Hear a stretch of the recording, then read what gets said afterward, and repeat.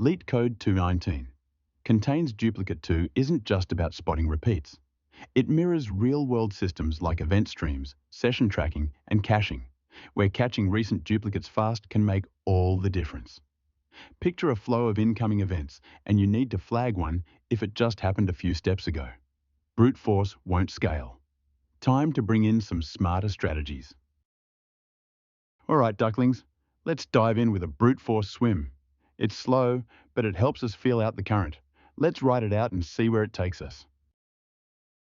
We'll scan the array element by element. This outer loop sets our anchor point for comparison. With one index fixed, we scan ahead up to k steps to check if any nearby value matches. That keeps our comparisons within the allowed distance. If we do find a matching number within those k steps, we've got a valid duplicate, so we return true immediately.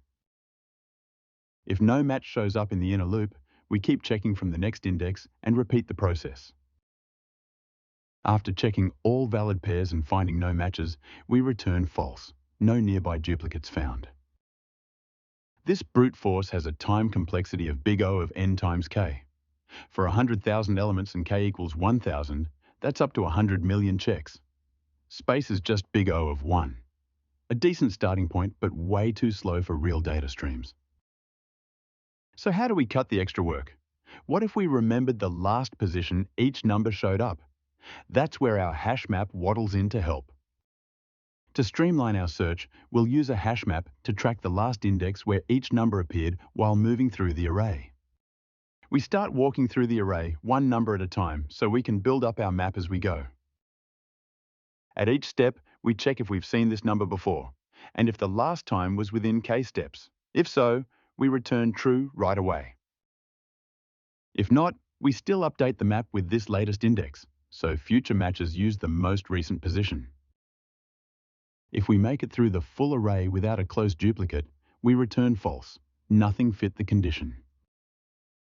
This approach is big O of n time, just one clean pass. For 100,000 items, that's 100,000 steps. But the space cost is also big O of n, since in the worst case, we might store every number. It's a space for speed trade-off, but it's fast. Still, we're tracking every index, even ones we no longer care about. So let's tighten that up even more. To do that, we'll use a sliding window backed by a HashSet. It gives constant time lookups and helps us track just the recent elements. No repeats allowed. We step through the array, examining each index so we can maintain our sliding window in sync.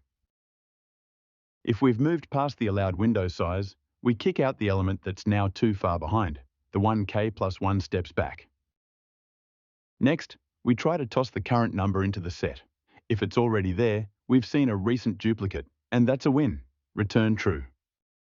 If the whole array gets scanned with no hits, we return false, no duplicates within the sliding window. This version runs in big O of n time, one smooth pass. Space is big O of the minimum of n and k. If k is small, we barely use any memory.